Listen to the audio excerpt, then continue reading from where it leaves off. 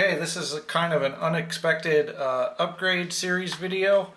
I was out the other day and as you can see, my shocks are disconnected, and that's because these are the stock shock towers. I'll just show you how everything went down.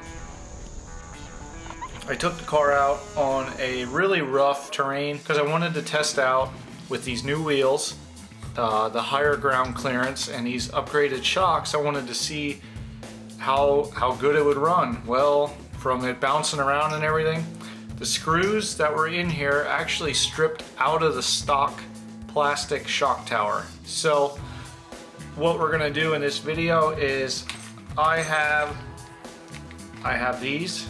They are the upgraded metal shock towers, and they are from Banggood, and they're only like a couple dollars. So I bought these and now I'm gonna put them on. I'll put a link in the description if you're interested.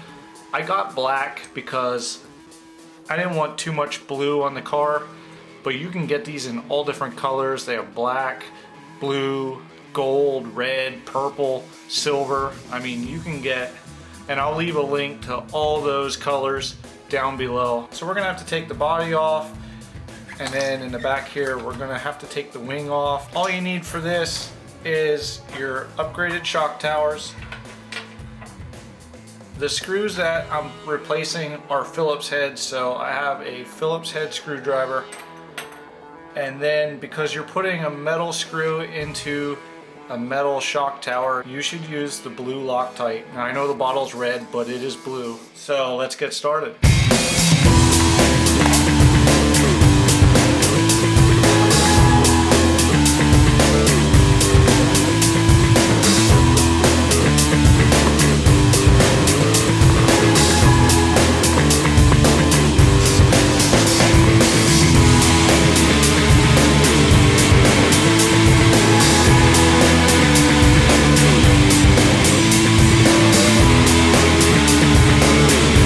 Okay, and that's how easy it is to switch over the front. It literally takes like 2 minutes. Now the back is going to be a little bit difficult because we have to remove this wing here.